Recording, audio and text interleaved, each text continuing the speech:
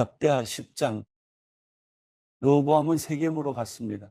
온 이스라엘 백성들이 그를 왕으로 삼으려고 그곳에 가 있었기 때문입니다. 느밧의 아들 여로보암이 솔로몬 왕을 피해 이집트에 있었는데 이 소식을 듣고 이집트에서 돌아왔습니다. 이스라엘은 여로보암에게 사람을 보냈습니다. 여로보암과 백성들은 르호보암에게 와서 말했습니다. 왕의 아버지는 우리에게 무거운 짐을 지우셨습니다. 그러나 이제 힘든 부역의 의무와 솔로몬 왕이 우리에게 지우신 무거운 짐을 줄여주십시오. 그러면 우리가 왕을 섬기겠습니다. 르호보암이 대답했습니다. 3일 있다가 다시 내게로 와라. 그러자 백성들이 물러갔습니다. 르호보암 왕은 자기 아버지 솔로몬이 살아있었을 때 섬겼던 원로들에게 도움을 구하며 물었습니다. 이 사람들에게 어떻게 대답해야 하겠습니까? 그들이 대답했습니다. 만약 오늘 왕께서 이 사람들에게 너그럽게 대하고 그들을 기뻐해 좋은 말로 대답하신다면 그들이 항상 왕의 종이 될 것입니다. 그러나 르호보암은 원로들이 준 도움의 말을 듣지 않고 자기와 함께 자라서 자기를 섬기는 젊은 사람들에게 도움을 구했습니다. 르호보암 왕은 그들에게 물었습니다. 너희는 어떤 말을 하겠느냐? 왕의 아버지가 우리에게 지운 짐을 가볍게 해달라 하고 말하는 저 사람들에게 내가 어떻게 대답해야겠느냐? 그와 함께 자란 젊은 사람들이 대답했습니다. 왕의 아버지는 우리에게 무거운 짐을 지우셨으나 우리 짐을 가볍게 해 주십시오라고 말했던 저 사람들에게 내 새끼손가락이 내 아버지의 허리보다 더 굵다. 내 아버지께서 너희에게 무거운 짐을 지웠다고 했느냐? 나는 더 무겁게 하리라. 내 아버지께서 가죽 채찍으로 치셨다면 나는 쇠 채찍으로 너희를 치겠다라고 말씀하십시오. 3일 후 여로보암과 그 모든 백성들이 르호보암에게 나왔습니다. 왕이 3일 있다가 다시 나를 찾아오라 하고 말했기 때문입니다. 왕이 원로들에게서 받은 도움의 말을 뿌리치고 그 백성들에게 무자비하게 대답했습니다. 그는 젊은 사람들의 말을 따라 말했습니다. 내 아버지께서 너희 짐을 무겁게 하셨다고 했느냐? 나는 더 무겁게 할 것이다. 내 아버지께서 너희를 가죽 채찍으로 치셨다면 나는 쇠 채찍으로 너희를 치겠다. 왕은 이렇게 백성의 말에 귀 기울이지 않았습니다.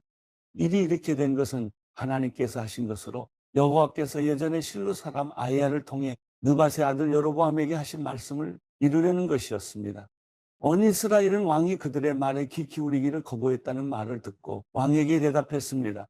우리가 다윗과 무슨 상관이 있는가? 이새의 아들과 나는 몫이 없다. 이스라엘아, 우리네 집으로나 돌아가자. 다윗아, 내 집안이나 돌보아라.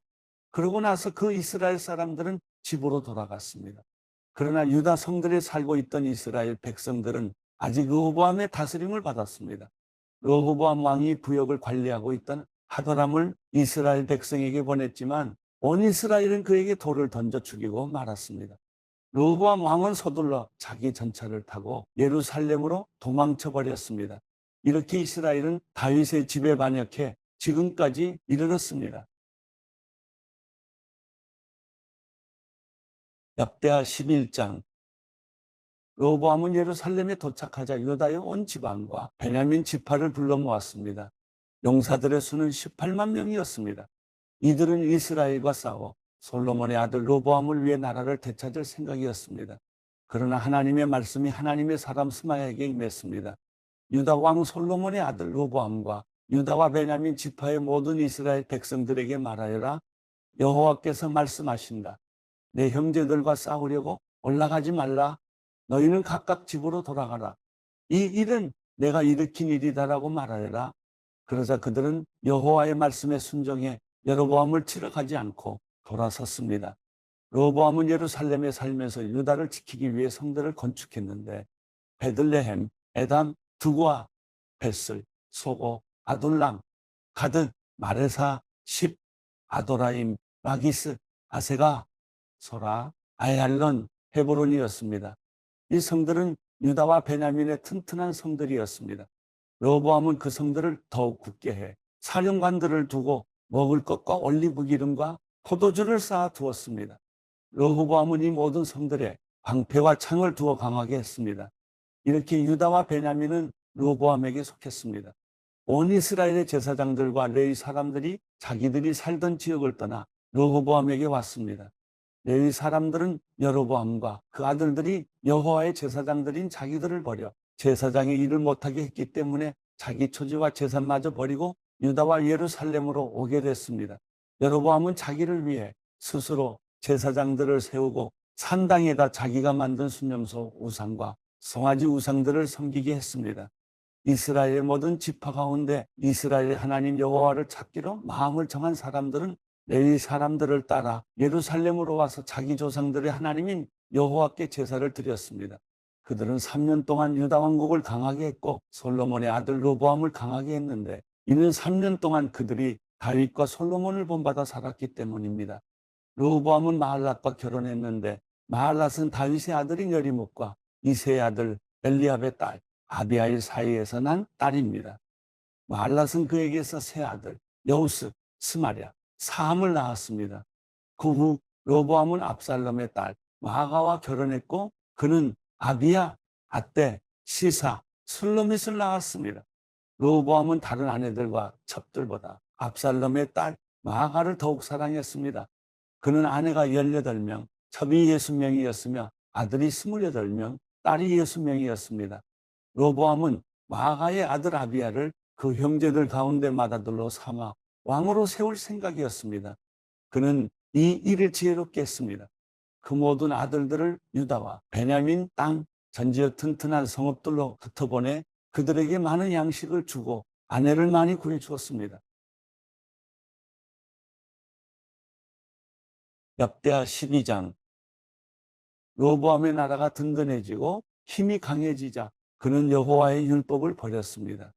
온 이스라엘이 그를 본받았습니다. 저희가 여호와께 죄를 범했기 때문에 로보암 왕 5년에 이집트 왕 시삭이 예루살렘을 공격했습니다. 전차 1200대, 기마병 6만 명을 비롯해 셀 수 없이 많은 리비아, 숲, 에티오피아 사람들이 이집트와 함께 공격했습니다. 시삭은 유다의 견고한 성읍들을 점령하고 예루살렘까지 쳐들어왔습니다. 그때 시삭 때문에 유다 지도자들이 예루살렘에 모였습니다. 예언자 스마야가 로보암과 유다 지도자에게 가서 말했습니다. 여호와께서 말씀하십니다. 너희가 나를 버렸으니 나도 너희를 버릴 시삭에게 주겠다. 이스라엘 지도자들과 왕은 자기들을 낮추어 말했습니다. 여호와는 의로우십니다.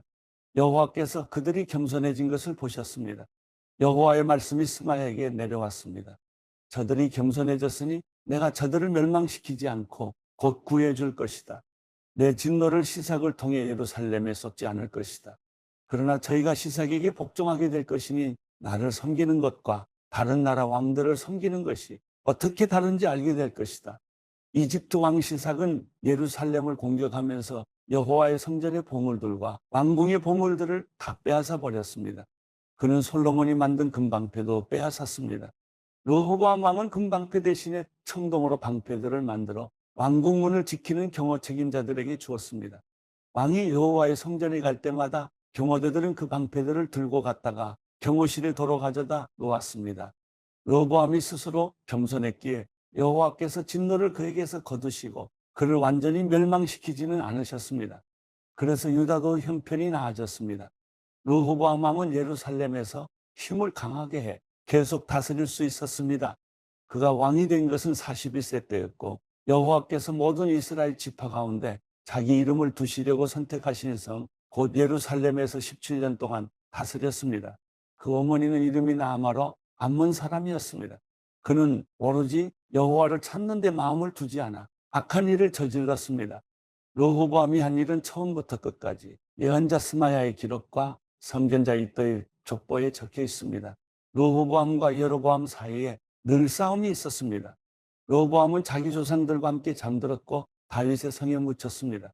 그 아들 아비야가 그 뒤를 이어 왕이 됐습니다.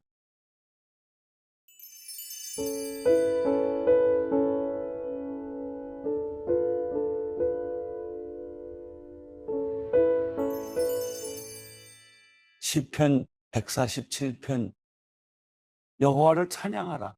우리 하나님께 찬양하는 것이 얼마나 좋은지요. 그분을 찬양하는 것이 얼마나 기쁘고 당연한 일인지요. 주께서는 예루살렘을 지으시고 이스라엘에서 쫓겨나간 사람들을 모으시며 마음이 상한 사람을 고치시고 그들의 상처를 싸매십니다. 주께서는 별들의 수를 세시고 그 하나하나에 모두 이름을 붙여주십니다. 우리 주는 위대하시고 능력이 크시며 그 통찰력은 한이 없으십니다. 여호와께서는 마음이 따뜻한 사람들을 높여주시고 악인들은 땅에 던지십니다. 여호와께 감사의 찬송을 부르라. 우리 하나님께 앞으로 찬양하라. 그분은 하늘을 구름으로 덮으시고 땅에 비를 내리시며 산에 풀이 자라게 하십니다. 그분은 가축을 위해 먹이를 주시고 어린 까마귀가 부르면 먹이를 주십니다. 여호와께서는 말의 힘을 기뻐하지 않으시고 사람의 다리도 기뻐하지 않으십니다. 여호와께서는 그분을 경외하는 사람들과 그 변함없는 사랑을 바라는 사람들을 기뻐하십니다. 예루살렘아, 여호와를 찬양하라. 시온아, 내 하나님을 찬양하라. 그분은 내 문들의 빗장을 강하게 하셨고 내 안에 있는 내 백성들에게 복을 주셨다. 또 내 경계 안에 평화를 주시고 가장 고운 밀가루로 너를 배불리신다. 그분이 주의 계명을 땅에 보내시니 그 말씀이 빨리 퍼져나갑니다. 그분은 양털같이 눈을 내려주시고 서리를 재같이 흩으십니다. 또 우박을 자갈처럼 집어 던지시니 그 추위를 누가 견뎌낼 수 있겠습니까?